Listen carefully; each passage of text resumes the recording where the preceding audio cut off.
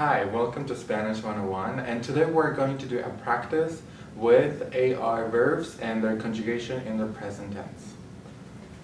So here is the text that we're going to practice with, and as you can see there are some verbs, AR verbs, that are not conjugated.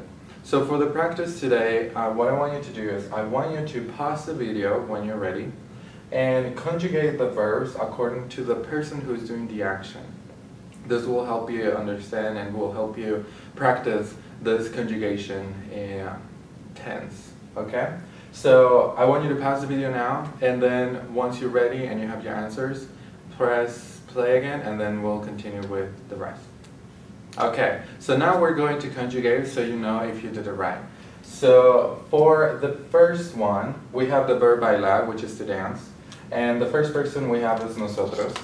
So remember that we take the AR form, we take the AR syllable, we keep the stem, and then we add the ending, the appropriate ending. And hopefully by now you already memorized the ending of the verbs, depending on the person they're conjugated to, and that will make things so much easier for you. So let's continue. So the way to conjugate it will be bailamos.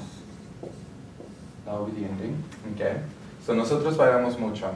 The next one is Ernesto y Javier cantar, to sing, música en español.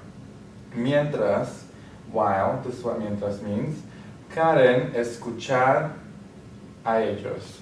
So Ernesto and Javier sing music in Spanish while Karen listen to them.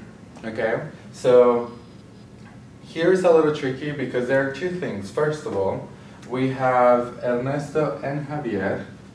In that case, we're going to use the third person plural, masculine, because both of those names are masculine.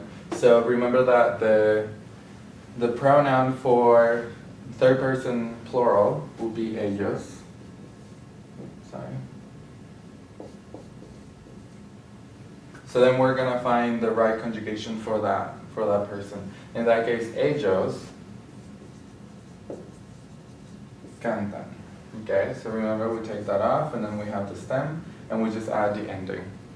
Okay, so the second thing with this portion is that there are two verbs in the same sentence, right? Because we have a period and the sentence and then another period. The interesting thing here is that we have what it's called a conjunction, sorry. A conjunction. What a conjunction does is they connect two different sentences that have the same context. So for example here, Ernesto and Javier listen to music while Karen listened to them. So here we have two sentences that make total sense connected, and that's why we have a conjunction. When you have a conjunction, the second verb in the sentence needs to also be conjugated.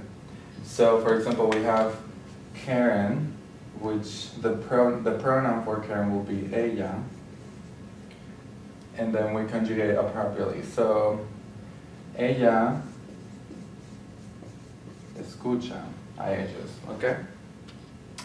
So I hope that makes sense with conjunctions. There are several other conjunctions. Right now I just want you to be able to recognize that. And sometimes it could be a conjunction, but also it can be a comma or a semicolon, etc. So it's not necessarily going to be a word, but it can also be a comma. And that's what commas do. They connect two different sentences that have the same context. So that's what I want you to be aware of. So now let's go to the next one. Yo practicar, to practice, fútbol todos los días. So we conjugate properly to yo, so that will be, we take this off, practico, right? Okay, so let's continue. Yo desear tocar, want, play, la guitarra muy bien. So here we have two verbs, kind of like the same instance in this second sentence. However, the difference is that there is nothing in between them, right? There is no conjunction, there is no comma, there is no other sentence connecting them. In this case, remember the video, the previous video about two verbs in the same sentence? So we're gonna follow the same example. So here, when we have two verbs in the same sentence, we're not going to conjugate the second one, only the first one.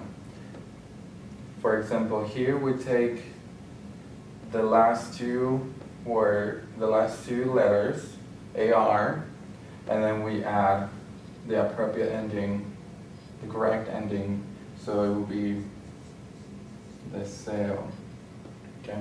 So yo deseo tocar la guitarra muy bien. I want to play guitar really well, or I wish to play the guitar really well. So that's what I want to emphasize in this exercise as well, is when you have two verbs together, remember only the first one, the verb, whoever is next to the pronoun, that's the one you're going to conjugate, and the second one doesn't need to be conjugated. Okay? Perfect. Let's continue. Rosa y Luis estudiar en la biblioteca todos los días. So Rosa and Luis study in the library every day. Okay? So we're going to conjugate. We have Rosa, which is feminine, and Luis, which is masculine. So it's going to be a third person. However, it doesn't matter if you have a feminine name or a feminine noun. Whenever you have a masculine, you're always going to use a masculine pronoun. In this case, it will be ellos. Okay. Ellos, and then we conjugate it properly. Ellos estudian. Okay. So, and that's another example in Spanish. If you have a group of 99 girls and just one boy, you still use ellos. That's just how the language works in Spanish. However, if you have all female, then you use the feminine version of that, which is ellas. Okay? Perfect. So ellos, Rosa y Luis estudian en la biblioteca todos los días. Y tú, estudiar mucho, so we conjugate to second person informal, right? So we take that off. To estudiar. Okay? Perfect. So if you have the same conjugations, good job. If you didn't practice more, that will help you improve. Remember that by this point, you need to memorize the ending for every pronoun, for every conjugation of the verb. And I would recommend you to just keep conjugating verbs, keep practicing, keep memorizing it. That will help you a lot. And if you have more questions about the two verbs in the same sentence,